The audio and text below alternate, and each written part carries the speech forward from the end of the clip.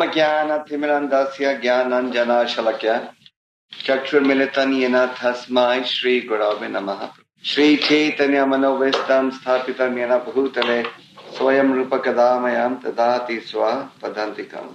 So, honorable gentlemen, I consider it a privilege to have the opportunity to speak in front of this learned audience. This is supposed to be a meeting in which many scientists are also present. But I have to say ahead of my speech that I'm not a scientist at all. So my presentation is not going to be as scientific as some of you may want it to be. I understand that the topic announced for today was modern problems from the Vedic perspective. I was suggesting to Vishwamitra that we should change the topic to solutions to modern problems from the Vedic perspective. Before I start, I just want to make sure that there are enough seats to sit down for our learned scientist friends. So are there enough seats for everyone? So the Vedas, as most of you may have heard before, are very, very old. The Vedas are the oldest source of information available on this planet. The Vedic scriptures are estimated to be over 2 million years old on this earthly planet. Now the Vedic literature gives us information how a society can be peaceful and happy. First of all, the Vedic literature establishes the position of the supreme scientist. Science is being respected today because it is perceived that science can solve the problems of society. And there is no doubt that we are living in a scientific world. We can't live without science, and science has a valuable role to play in our lives. Just like our using the microphone is the contribution of science. The use of electricity is also a contribution of science. My coming over here in the machine is also a contribution of science. And when you take the metro to go home, that's also a contribution of science. So there's no doubt that we are all taking advantage of the achievements and contributions made by scientists over the years. At one time, society was very primitive and simple. But science has made it possible for people to travel to outer space, for people to travel to other countries, and for people to communicate within seconds with each other. So there are different grades of scientists. There is someone known as the supreme scientist, and that someone is God. If we see the working of material nature, we have to recognize that the way material nature works is almost a miracle. For example, the rising of the sun every day at the right time, and the sun giving effulgence from such a great distance without any interruption. Then the sun evaporating the water from the earth, purifying it, and storing it for 8 months in the form of clouds, and then releasing it in the form of rain. Then he planted a seed in the soil, and there grows a tree with flowers, fruits. You plant a seed, and there is agricultural production. And even the working of your own body, that is so miraculous. How you consume the food through the mouth, and how the energy travels to the entire body. And how the brain works, how the brain is able to store so much of material. We give so much credit to the scientists for the computers that have been generated, but the human brain is a far more complicated computer than anything that computers can do. So we can go on and on, but the purpose is to point out that the creation of the supreme scientist is unparalleled and something worth admiring. There has to be somebody who's in charge of what is known as Prakriti or creation. In the Bhagavad Gita, Krishna says that this Prakriti is working under my direction. So, the supreme scientist has given us some very valuable instructions as to how human life should be molded. And that those instructions are to be found in what is known as Vedic literature. One difference between knowledge in Vedic literature and modern literature is that Vedic literature contains flawless knowledge. According to our understanding, there are two types of knowledge. One is known as absolute knowledge, the other is relative knowledge. Absolute knowledge does not change with the passage of time. Relative knowledge changes with the passage of time. Just like you have seen in your own country that a certain ideology which may have been true at a certain time was later on found not to be true, not to be practical. So that is the nature of relative knowledge, relative ideology, relative philosophy, relative theories. They change with the passage of time, and with the passage of time, they need to be corrected and revised. But absolute knowledge doesn't need a change or revision or correction with the passage of time. In Sanskrit, which is the mother of most languages, this is known as Sanatana Dharma. That means the eternal duty of the living entity. So we as human beings have a certain duty and responsibility. Just like in any society, the animals are not expected to conform to the laws of parliament, but the human beings are expected to conform to the laws of the country. So similarly, the Vedic literature points out that once this human form of body is obtained, we should conform to certain guidelines. I do not think that anybody could dispute this point.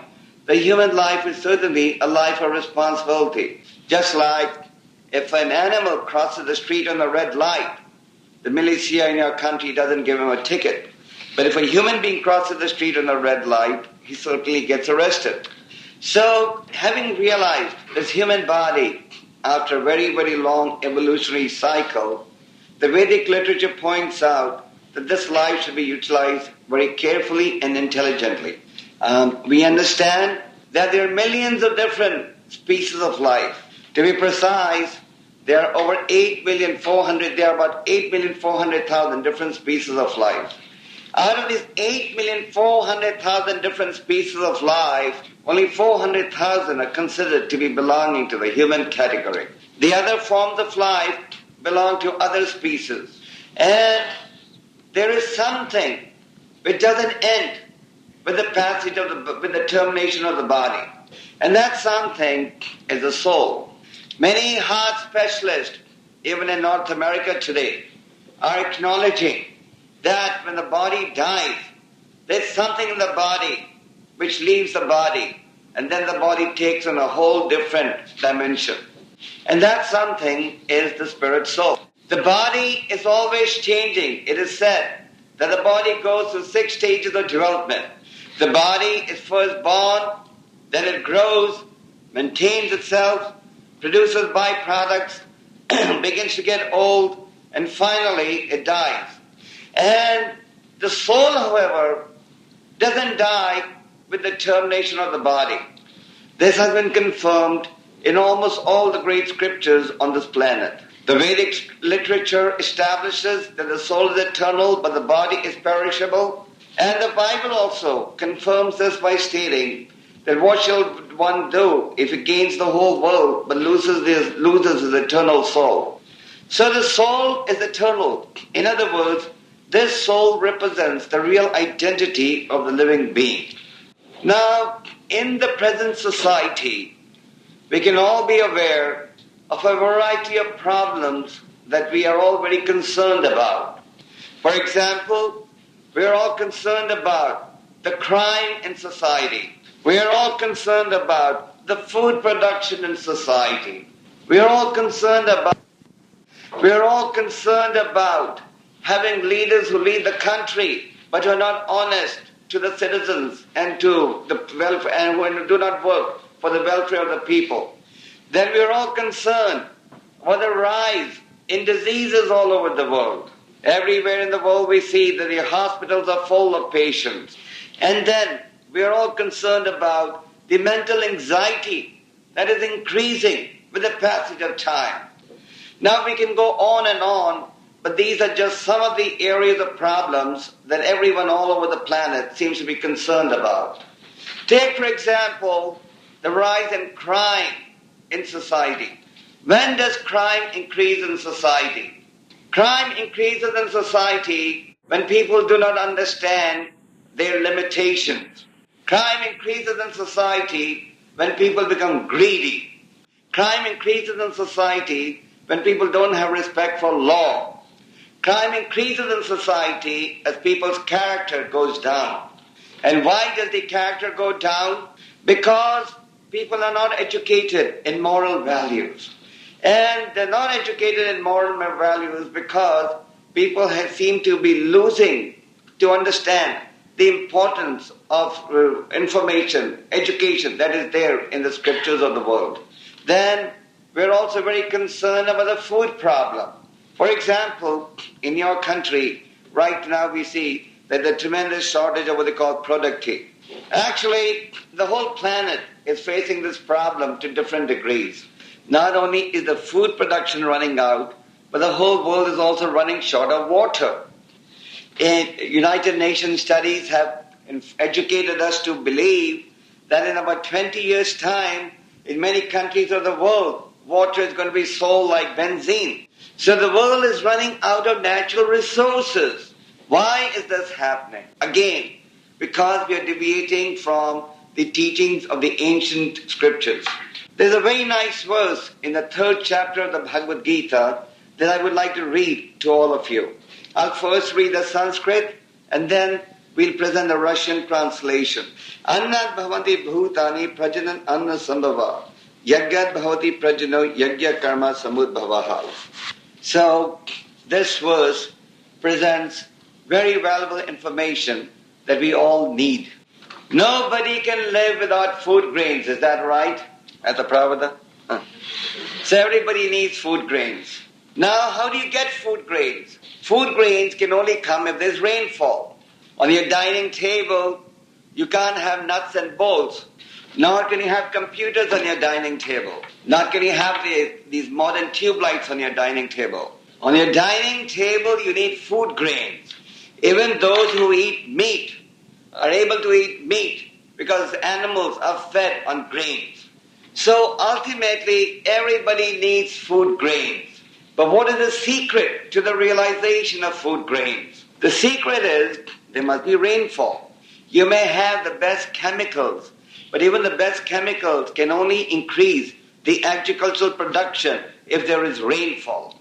Now, do the rains run under anybody's command? Can the government in power order the clouds, release rain and the rain will fall? Can you threaten aggression over the clouds and scare them to release the rain? You can't do all that. Rainfall comes when one performs sacrifice. And sacrifice means one performs one's constitutional duty. In other words, you can only have food production if you get cooperation from the Supreme Lord. Because the clouds work under the direction of the Supreme Lord. Just like in your country, you have a government in which you have Mr. Yeltsin as the president and you have different ministers in charge of different departments. The Supreme Lord also has a government. But the government of the Supreme Lord is very, very vast. It has a very huge cabinet.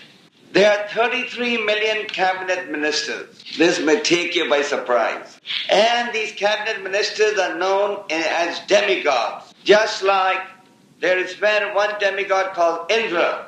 And Indra is in charge of rainfall. Then there's another demigod known as Vivaswan, who's in charge of the sunshine that you experience. Then there's somebody else in charge of the air that you and I breathe. And it goes on and on. So, unless we perform sacrifices, you don't get cooperation from the agents of the Lord. Science may help in the utilization of natural resources, but science doesn't create natural resources. Just like we hear that in many parts of your country, there's a lot of oil. And certainly, that oil has not been put over there by these scientists. The scientists just have the ability to extract the oil by the best means possible. Then, take the natural resources, for example, coal mines, iron, any other type of natural resource. That has also been planted over there by the Supreme Lord or by nature working under the Lord's direction. So, science can just help how to extract the natural resources but it can't create the natural resources. Even the water that is there in the oceans and rivers certainly is not the result of anyone's creation, but nature's creation. So look at it from any angle, nobody can deny the hand of the Lord in directing the nature that provides us the necessities of life. Now in ordinary life, in ordinary day-to-day life all over the world, the government has what they call a system of taxation. Now in your country also, as you change from the old form of government to the new form of government, I think all of you are experiencing what is known as taxation. Now why does the government all over the world believe in taxation? Income tax, sales tax, water tax, this tax, why? Because the government says, we are providing you all these services. How are we going to pay for these services? The way to pay for these services is if we tax you. So people have a tendency all over the world to resent taxation. But the government goes ahead and enforces taxation because without taxation, the government cannot pay its bills. And even grudgingly, people pay because they realize that since they are getting some facilities from the government, they owe something in return. So why don't we have a duty towards the Lord who is providing us all these gifts through material nature? If we were to calculate the amount of sunshine we consume every day, the amount of air we consume every day, and the amount of natural resources we consume every day, any sane man would feel that he certainly has a duty towards the Supreme Lord who is the source of all these natural resources. And if you were to calculate the various gifts that you have in the form of the human body, the ability of the eyes to see, the nose to smell, the tongue to taste, the ears to hear, and the brains to think and plan, certainly you would feel a certain obligation towards that person who created this perfect machine. So look at it from any angle, we have a certain debt towards that Supreme Being who is the source of all what we have just described. That is why the Vedic literature states, now that this human form of life is realized, realize your debts towards the cause of all causes. Now there's one major difference between the service that one does towards the Lord and the service one does in a material situation. In a material situation, one is never satisfied. One keeps on experimenting from one form of system to another, but the end result is always frustration. I've had the opportunity of speaking to groups of scientists in other parts of the world also, including prosperous countries like America, and everywhere the realization is the same, that there is an element of unhappiness regardless of the facilities one has. We have a tendency to believe that this change is going to be an improvement. But the realization in the end is always one of unhappiness. So this point is also stated in the Vedic literature, where it is pointed out that there are two elements that are a reality. One is misery, another that everything is temporary. And the Vedic literature also points out that intelligence should be directed to free oneself from 7 types of miseries. You may want to know what the 7 types of miseries are. The first is birth. When the child comes out of the mother's womb, the child always comes out crying. I think even in your country, where there's so much of scientific advancement, the child comes out crying just like it does in a village in India. Then there is disease. Nobody likes to fall sick, but there is disease. Then there is old age. And lastly, there is death. Now in addition to these 4 types of miseries, there are 3 other types of miseries that we all have to face. One is the misery caused by the mind. Mental anxiety is increasing day by day. There are many reasons for this mental anxiety. One is that we are cultivating unlimited desires and we are always endeavoring to satisfy these desires. Then you have natural calamities and natural disasters which even scientists cannot prevent. We may have made some progress in predicting earthquakes. We may have made some scientific progress in preventing floods. But nevertheless, earthquakes are constantly taking place and floods are constantly taking place. And Then we have the seventh type of misery, which is misery caused by other living entities. Sometimes you have human beings who disturb your life without any rhyme and reason. Sometimes you have even animal entities, even a small entity like the mosquito that tries to make your life miserable. So the point is that in the presence of these sevenfold miseries, Krishna says in the Vedic literature, one can never be very, very comfortable. Continuing with our analysis of the various problems, we also see that pollution, for example, has become a major problem everywhere. Why all of a sudden have people become so concerned about the pollution of the air and pollution of the environment? 10 years ago, nobody was talking about it. But now everybody's talking about it. Why? Because they've just realized that if the air is polluted, the health will get ruined. And if the health is ruined, then you can't try and give pleasure to the senses. Therefore, pollution of the air in many countries has become the number one problem. At one time, the world was divided into camps and living under the fear of a nuclear threat. But today, the leaders of the world seem to be discussing that pollution's become the number one problem everywhere. Now, why has pollution taken place in the first place? Again, when you have an artificial society which is bent upon, which is just trying to satisfy the unlimited needs of the human population, then you have to have factories, etc., that produce nothing but pollution. Therefore, we have the Vedic concept of an ideal situation. The Vedic concept is simple living and high thinking. Simple living means you minimize your bodily needs. High thinking means you understand, you try to achieve the real goal of life. But in reality, what we see in society is the following: high living and simple thinking. We want to live as high as possible and think as simple as possible, pretty much like the animals think. You may want to know what is our perception of the animal's ability to think. Animals have the ability to think in four principal areas, what is known as eating, sleeping, defending, mating. And unfortunately, knowledge is the king of education. Now, this knowledge is considered the king of education because this knowledge really seeks to destroy our entire illusion. It destroys the illusion that we are this body. It destroys the illusion that everything terminates with what is known as death. It destroys the illusion about the path of real happiness. So our presentation is that Vedic literature constitutes the highest form of education. Just like there's so many institutes of learning in your country, but do they tell you what happens after death? There's no institution that tells you what happens after death because they don't have this understanding. Whereas through Vedic literature you can understand what happens after death.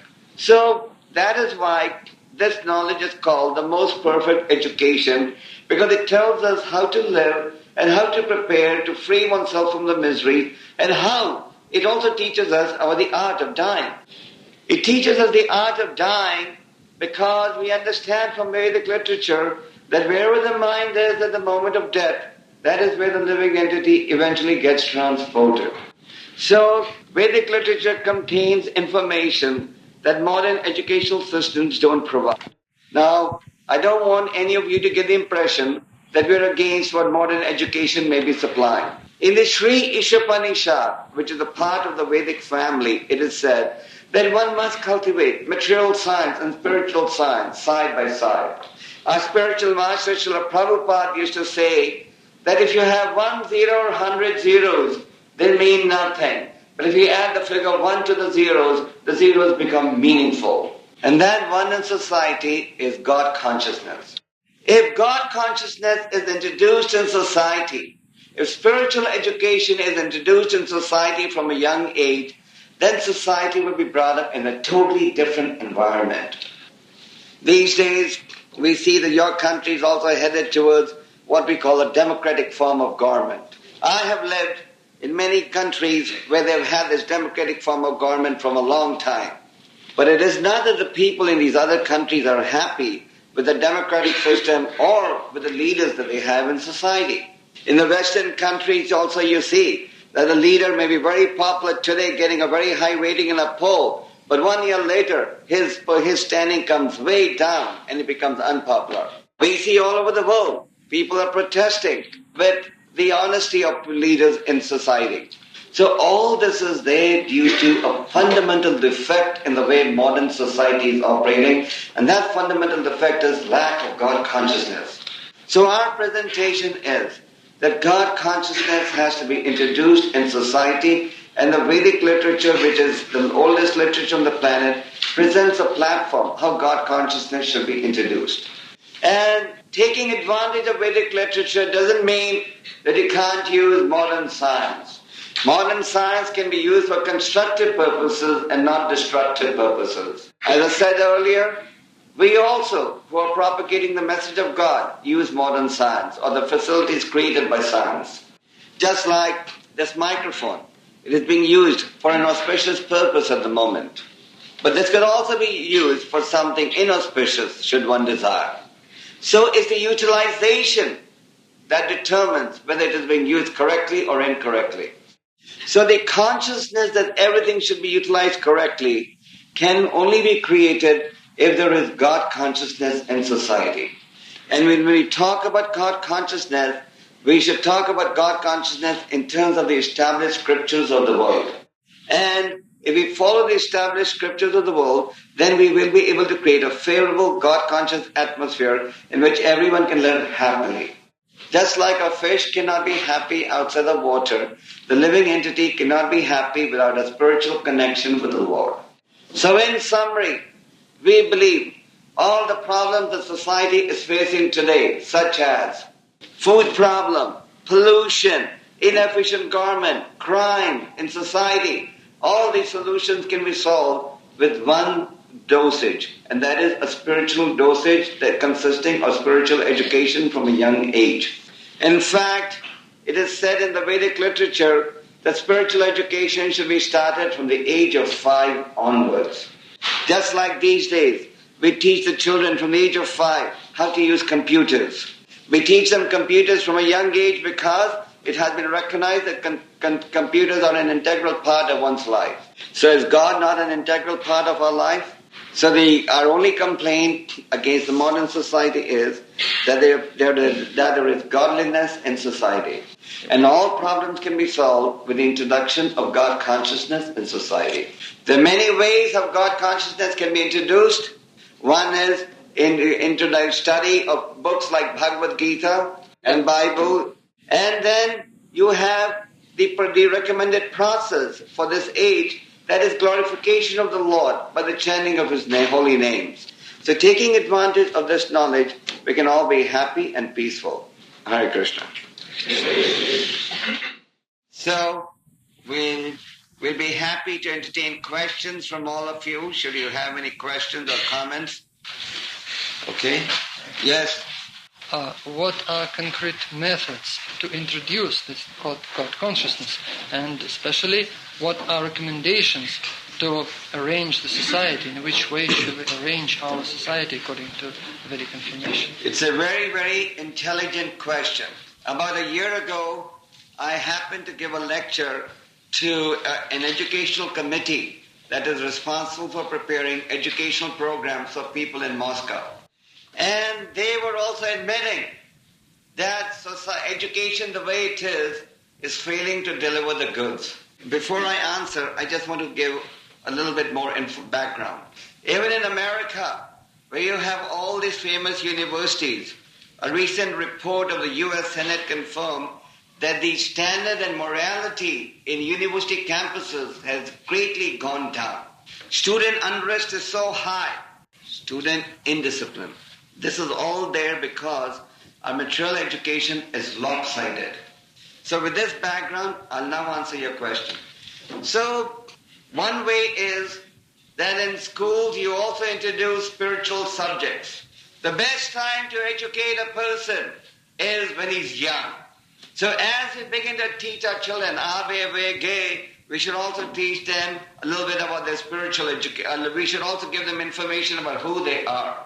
And we should help them to understand who they are and what their duty is towards the Supreme Lord. Man-made philosophy comes and goes, but God's philosophy stands the test of time. Just like this Vedic philosophy, that has been in existence since millions of years. So, did I answer your question, sir? Arrangement of society, what kind of society should we have? For example, free prices, is it good measure, or statement should regulate prices somehow? Okay. Well, I happen to be an economist by education, but I'm not going to comment on the free prices because that's not the subject of my talk today. So I'm not going to comment on the free prices or the shift from communism to capitalism. In our opinion, neither communism nor capitalism nor socialism will answer mankind's search for happiness. In our opinion, there's only one solution, and that is Krishnaism. Or you can call it Bogaism. So practically speaking, in society, you should start introducing spiritual education from a young age. Then the government should declare as illegal laws that are against the religious scriptures. And glorification of God through the bona fide names of God should be made compulsory in all sections. Just like a few years ago, studying of some particular philosophies was compulsory in your country. I didn't say Marxist Lensinski. That was the translator's edition. Okay. Drugi вопрос. What's the difference between the faith in future life and faith in communism? And that is not real, communism is not real, and future life is not real, he considers like that. So what's the question? What's the difference between? What's the difference between faith in future life and faith in communism? So he considers it not serious, the future life and eternity of the soul. You want to know the difference between faith in spiritual life and faith in communism? Это ваш вопрос? What exactly do you mean by that? If you can just elaborate, then I can give you the proper answer. Or let me try to answer your question. If you're not satisfied, then you can elaborate. So faith in communism was established because it was considered that communism is a way of life. Whether it's capitalism, socialism, communism, people take to any of these doctrines because they think these doctrines will solve the problems of life. Whereas faith in spiritual doctrine is a must, because God's doctrine doesn't suffer from 4 types of defects that man-made philosophies suffer from. Human beings make 4 types of mistakes. We make mistakes.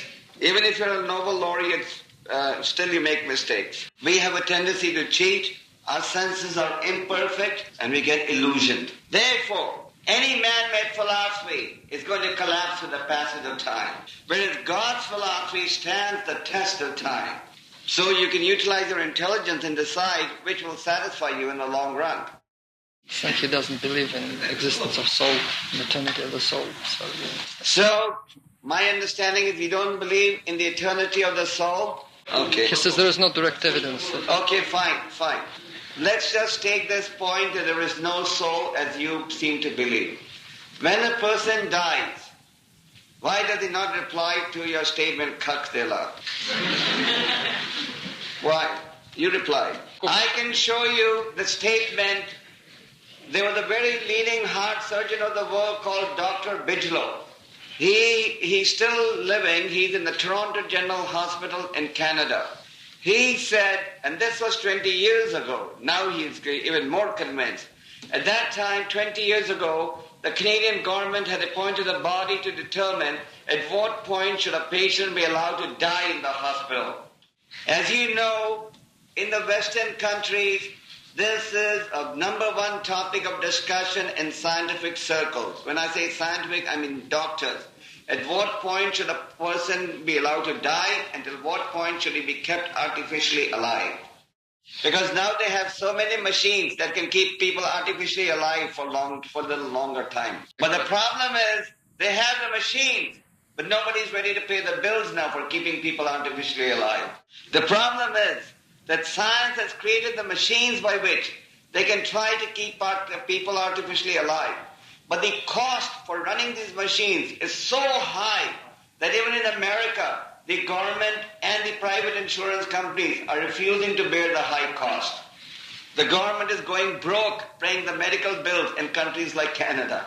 So, there was a study conducted at what point should a patient be allowed to die rather than kept artificially alive.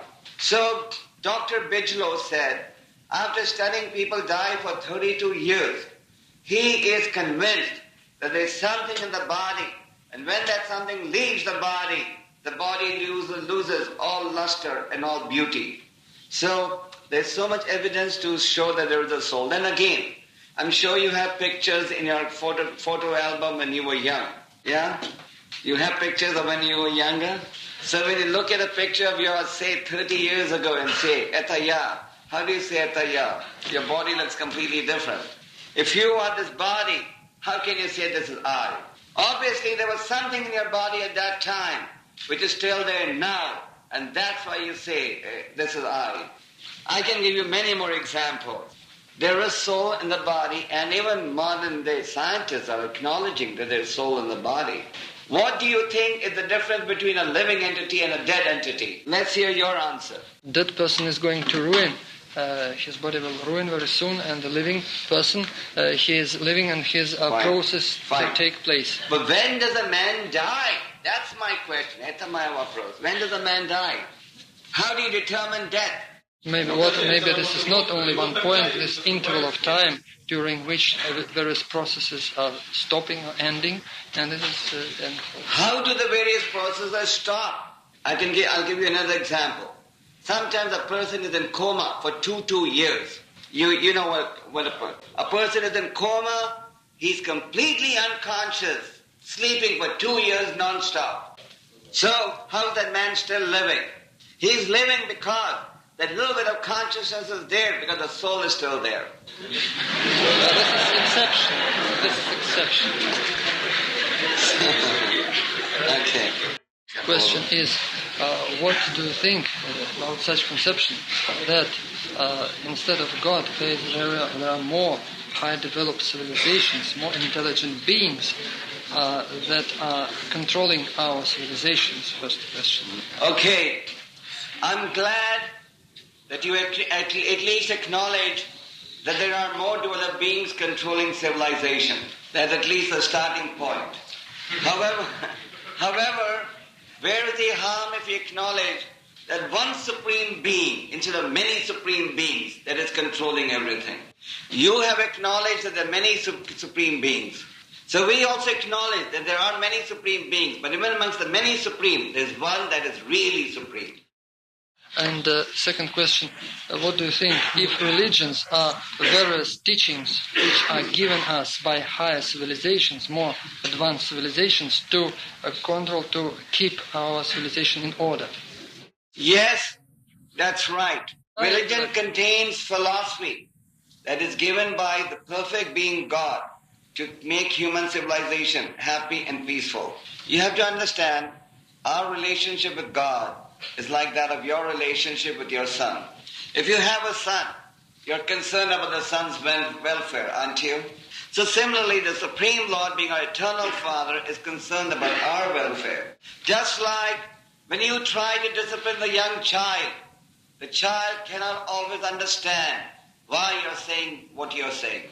Similarly, we are unable to understand why the Lord is saying that this is for our benefit. That is due to the power of illusion. Just like in your country, like in every country, you see a lot of people walking on the streets who are under the influence of alcohol or vodka. So when they are under the influence of alcohol, doesn't matter how much you speak, very little will penetrate. So similarly, the penetration is limited at the moment due to the influence of illusion. Therefore, association with spiritually minded people is recommended. Because by gradual association, the intoxication or the effect of illusion begins to fade away. Do you know such a question? Why hierarch of Himalaya is working with... I don't know what does it mean. It's hierarch of Himalaya is working with cosmic intelligence. It seems to me a little bit insane question. Hierarch of Himalaya is working with cosmic intelligence and others. Извините. Я не понимаю вашего вопроса. Okay, другой вопрос. There is Christian saying that too much wisdom, too much unhappiness does that mean that too much education leads to our miseries? Well, I would say incomplete education leads to misery. It is incomplete education because there's no understanding of spiritual education. I'll tell you a very simple story that our spiritual master used to often repeat. There was once a very educated Indian who had studied in America and returned to India. And as you know, in many parts of India, there are many rivers like in your country. So on one occasion, he was crossing the boat which was being ridden by a boatman. He was crossing in a boat with a boatman. The boatman was an uneducated man who just had great faith in the names of God. This man was very proud of his modern education.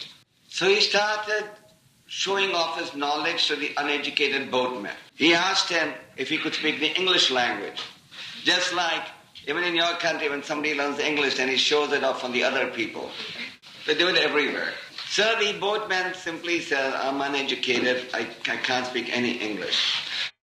So the educated man said, you can't speak English, you've wasted 25% of your life. A little later he asked the boatman if he knew something about astronomy.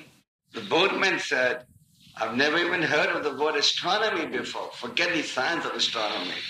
So he said, you wasted 50% of your life. And a little later he asked if he knew about modern history, and the boatman said, no, I'm simply an uneducated man. I don't know any of these things. So he said, you wasted 75% of your life. So as they were sailing in the boat, the weather was getting rough. And the scholar was worried, why was the boat rocking so much? So he asked the boatman, why is the boat rocking so much all of a sudden? So the boatman said, it appears that a heavy storm is coming, sir. He said, I hope you learned how to swim in America. And the educated man said, no, I didn't learn how to swim. So he said, now 100% of your life is wasted. Because you're going to get drowned. So this is the result of modern education without spiritual education. You have a society in which there's no morality. You have a society in which there's corruption from top to bottom, bottom to top. You have a society in which everyone's trying to cheat everyone. You have a society in which survival of the fittest is the law.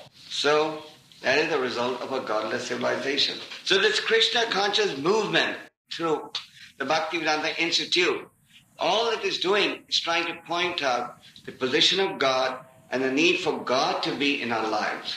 More questions? Yes. What is your opinion? Recently on Soviet TV there was such information that in Vladikavkaz there was appearance of Saint George of Russian Orthodox Church. There is such a saint, and there was evidence some temple is building on that place. What is your opinion? To be honest, I don't have much information about what you have just stated. But if a great saint has appeared over there and the temple is being built, very good. We have nothing against it. We are very happy. Yes. So there's a lot of questions on sheet of paper and he wants to read. Okay. Yes. Just as I thought, are there some interaction within absolute truth, within the whole structure of absolute truth? That's the philosophical question. What's the question? Is there some structure within absolute truth and some relations? Yes, the absolute truth was imparted by the Supreme Lord to Brahma. In other words, the absolute truth was given by God in his incarnation as Vyasadeva and also left behind in what we call Vedic literature. What do you mean by structure? Well, like spiritual world, the structure of spiritual world, he's interested in. Absolute world, the structure of absolute world. Okay. Just like we have the material world, there is a spiritual world. In the spiritual world, there is no darkness, no anxiety, no unhappiness. That world is self-illuminated. There's no disease, there's no death. Now, you enter into the spiritual world by qualification. Just like to go to another country, you need a visa. Is this what you want to know? Yeah. What is your opinion concerning the idea of unification of all religious faiths and religious movements, the ecumenistic movement? Communistic? Ecumenistic, no, ecumenistic, okay. Unification of church. Well, we would be in favor of uniting all the religions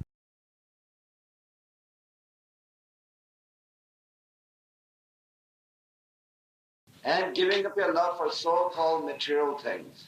So, if everybody is willing to unite on the principle of developing love of God and giving up love for sinful activities, sure, we are ready for that. But if somebody just going to say, I'm a Christian or Hindu or Muslim or Buddhist, without understanding what is real religion, then it's a waste of time. Let me take questions from the scientists, friends. There are no more questions from our scientist friends? Yes. Do you acknowledge an energetic intelligence above all universe, above all creation? Of course we do. We acknowledge him, we know his name, we know his address, and we know how we can communicate with him. We know everything. He says, why don't we communicate with authorities of cosmos, various like maybe demigods who are in charge of our earth, of cosmic manifestation? Okay. So, do you work in this institute?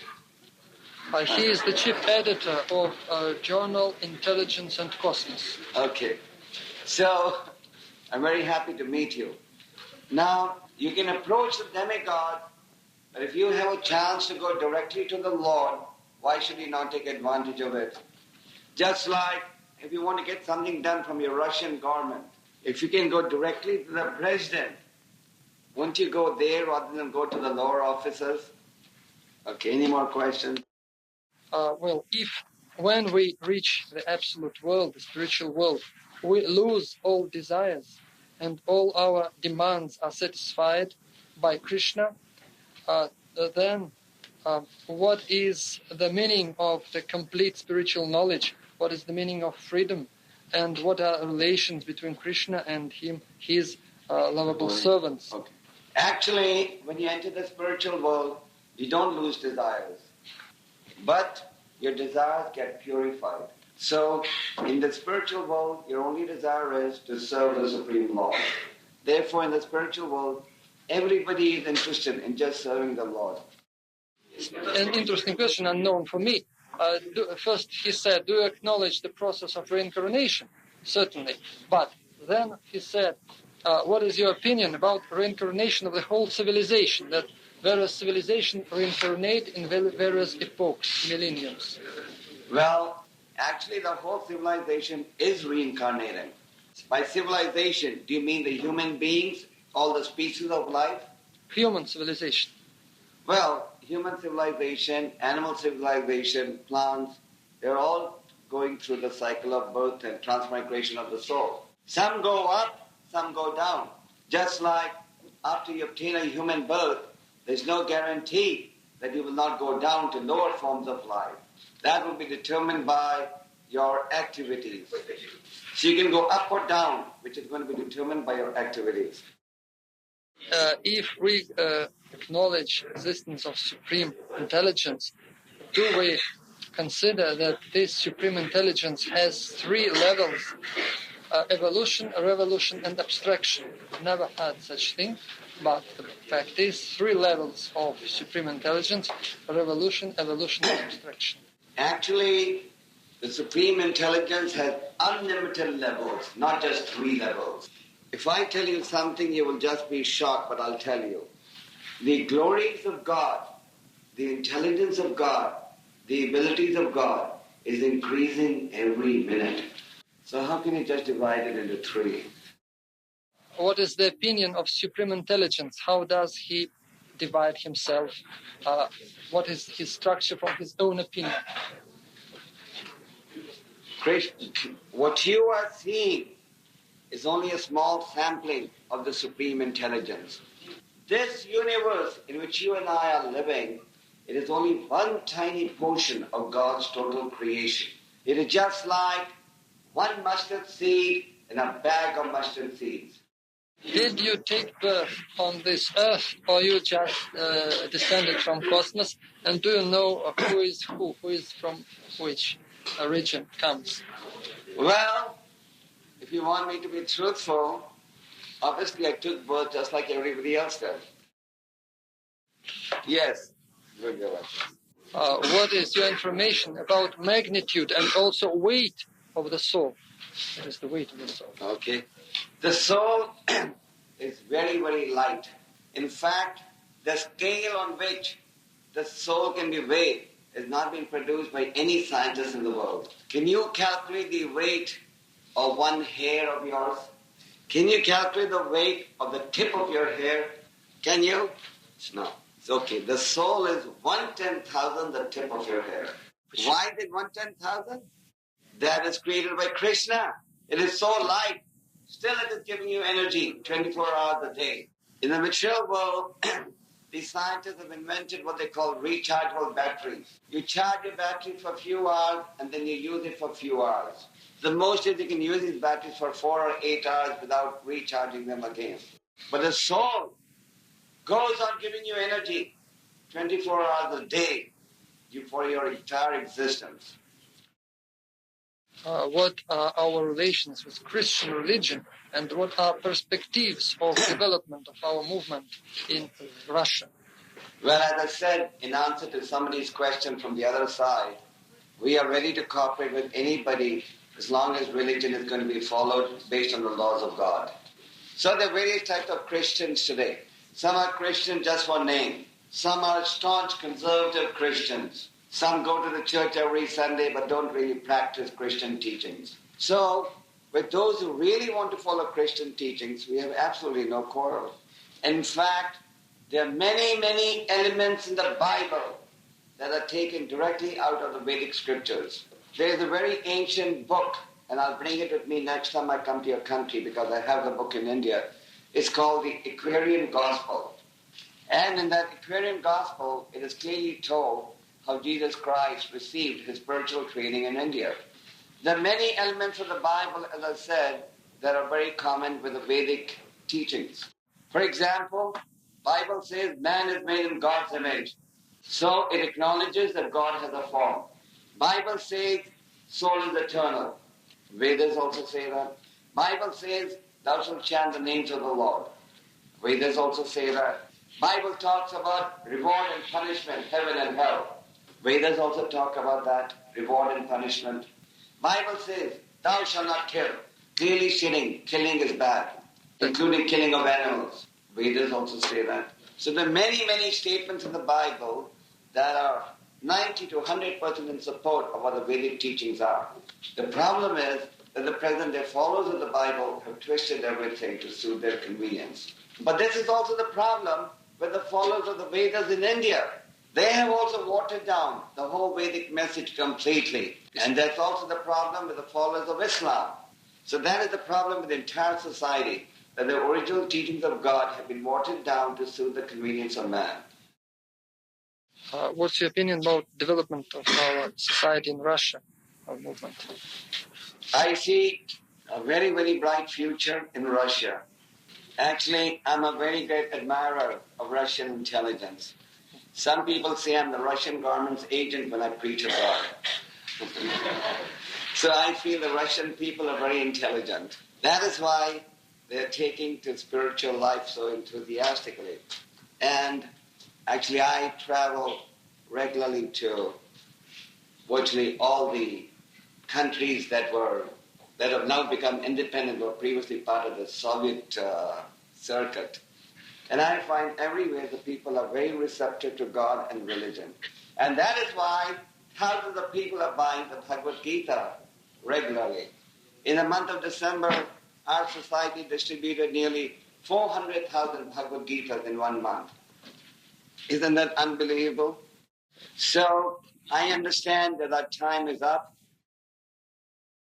Do you agree that principle, that degree of freedom depends upon your spiritual development. If your spiritual development, you have more higher degree of freedom. Is it true? If you are spiritually developed, you utilize your intelligence correctly. You use your intelligence to understand and serve God. That is the sign of intelligence. It is known that something over 15 billions of animals are killed on the earth. Do you think maybe this is the main reason of our miseries on our earth planet? Certainly, killing of animals and killing of cows especially is very, very, very sinful. And when you perform sinful activities, somebody has to take on the reaction. So obviously killing of animals, killing of children in the womb through abortion is contributing to the miseries of society. So we are against all types of sinful activities. And if the government was to adopt our guidelines, there would be no problems in society. I'll tell you a real incident that took place last week when I was in Leningrad. I was interviewed over there by the editor of a newspaper of St. Petersburg University. So he made a statement which sounds humorous, but I'll still tell you. So as all of you know, there's a big myasa shortage in society, in your country. So that man, the editor was saying that I've heard that the Hare Krishna movement has conspired with the government in creating this myasa shortage. So I said, yes, we have conspired with the government. So we would like to believe that it is due to the teachings of the Bhagavad Gita that society is realizing that myasa is not good. So we are against killing of any entity. So friends, I've been told by Vishwamitra that our time is up now. I want to thank all of you for participating in this program today. I understand that the Bhaktivedanta Institute branch is regularly conducting such seminars, and we would like all of you to participate in these seminars, invite your friends, because if we can educate society to become God conscious, this would be a great service to your country, society, and civilization. People are concerned about food shortages in your country. Actually, there's only one real shortage in your country, my country, all the countries, and that is God consciousness. So we should all work together to take care of this shortage, and then the whole society will be happy, you will be happy, and the future generation will be happy. Hare Krishna. Hare Krishna. Большое спасибо. До свидания.